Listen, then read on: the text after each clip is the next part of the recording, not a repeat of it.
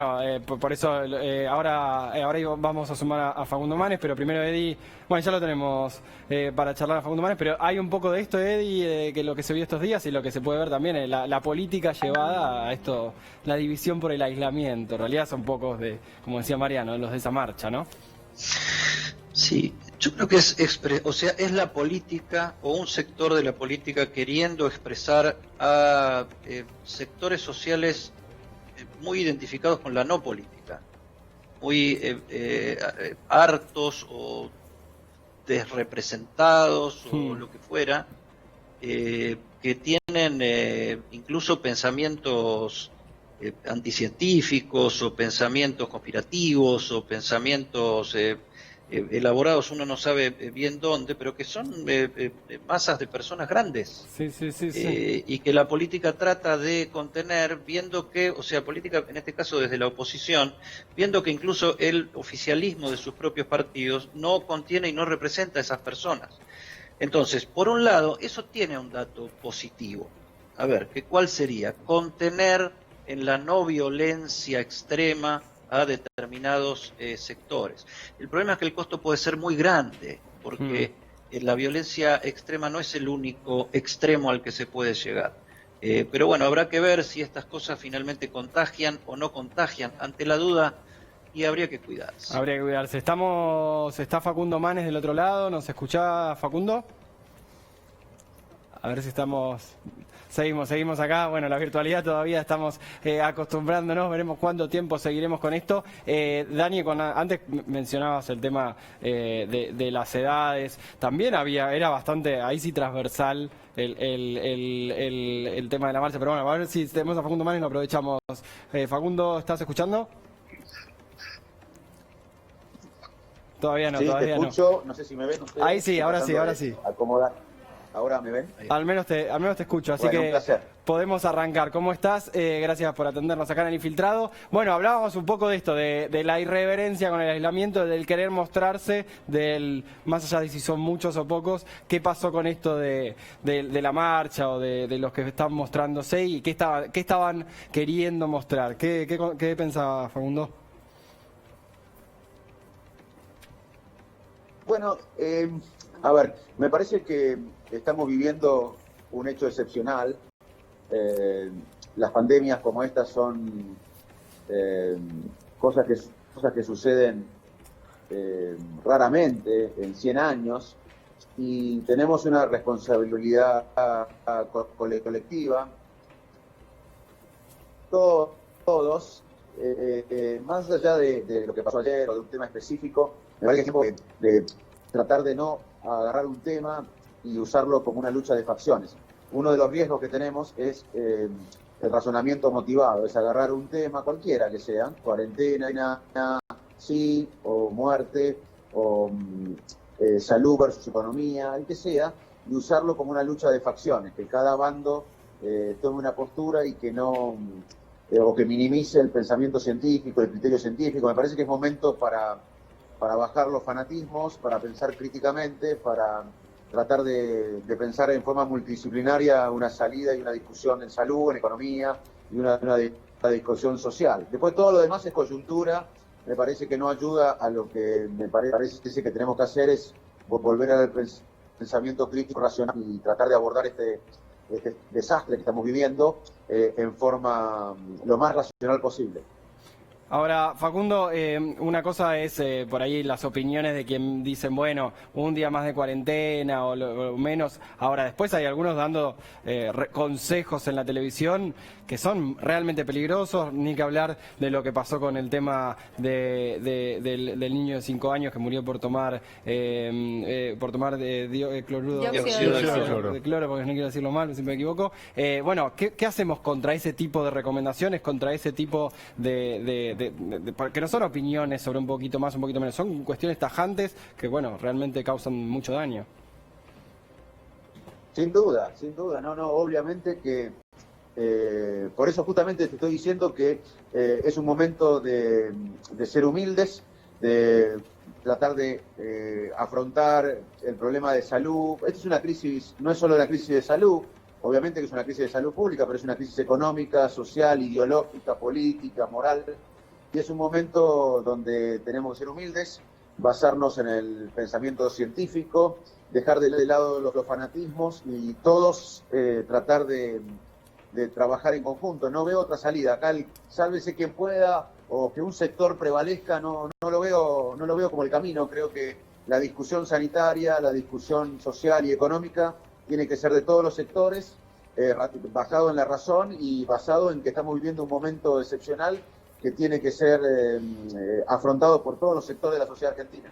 Eddie. Facundo, sí, Eddie, soy Facundo, ¿cómo estás? Tanto Hola, Eddie. tiempo que no nos cruzamos y no nos vemos.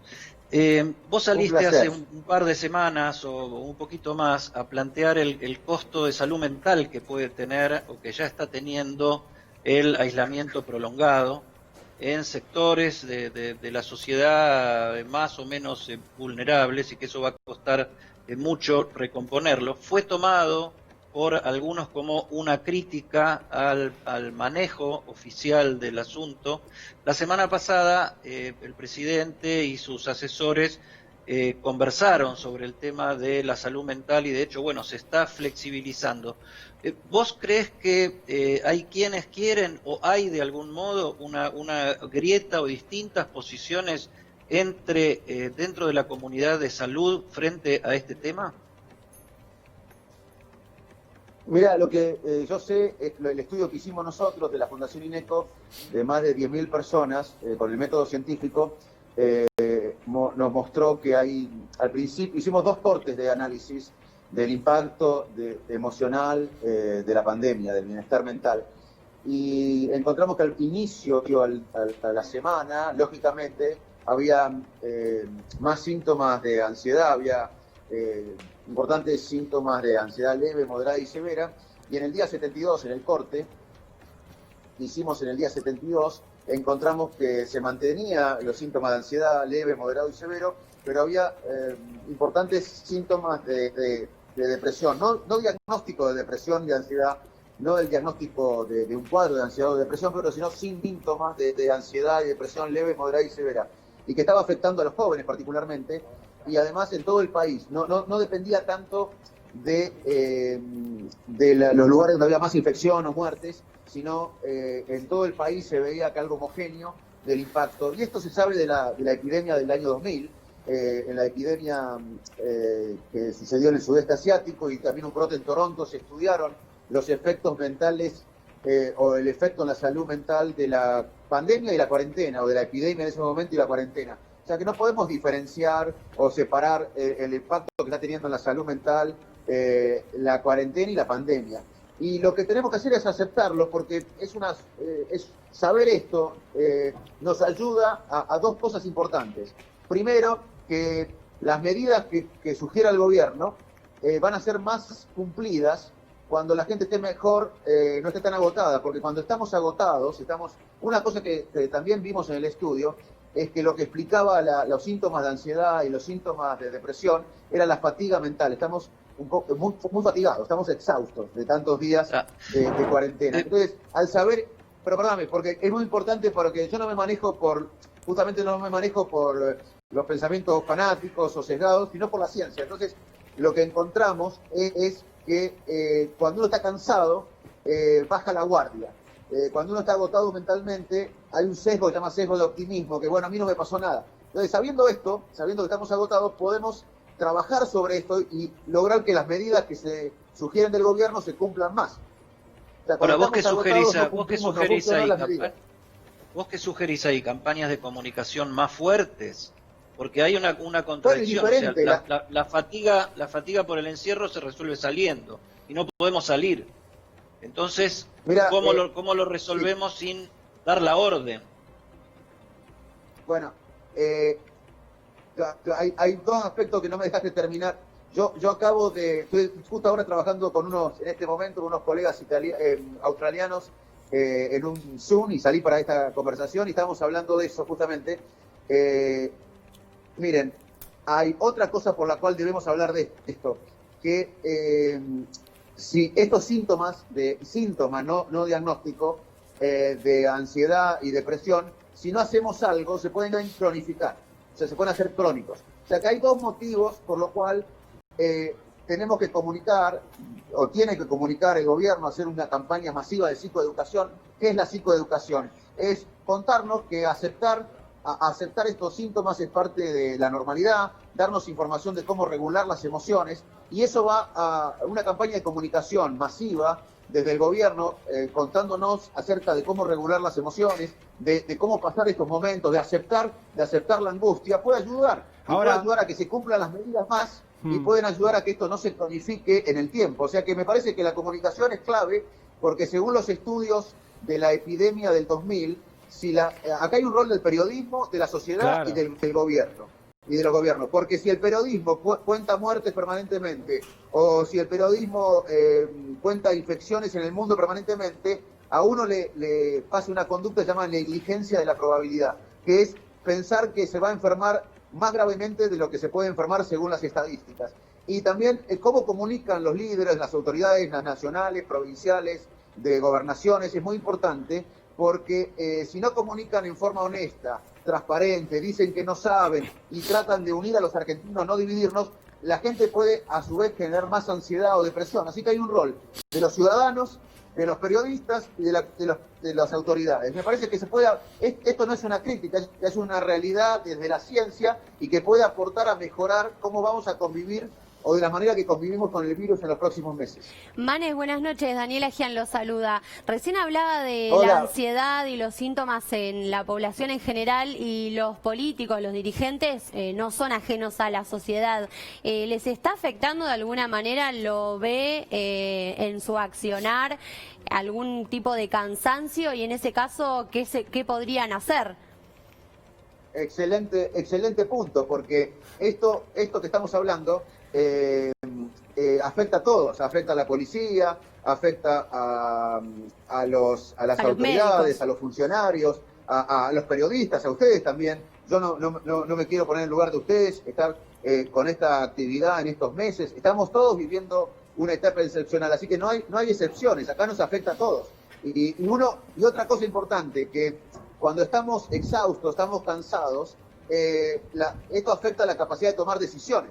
Y como dije, que nos afecta a nosotros la capacidad de tomar decisiones para que la ciudadanía cumpla las medidas que el gobierno sugiere, también afecta la toma de decisiones de ustedes, de los periodistas, de los funcionarios, de los policías, de los médicos. Una de las poblaciones más afectadas son el personal de salud. Así que hablar de salud mental me parece muy importante para mejorar la adherencia a las sugerencias de las autoridades y también para que esto no se cronifique. Evitar esta discusión me parece que va a ser un boomerang, porque puede afectar a la policía, a los médicos, a los enfermeros, a los pandilleros, a las autoridades, ¿Vio casos concretos de este estrés o de cómo afecta esta situación en lo que fueron las decisiones políticas?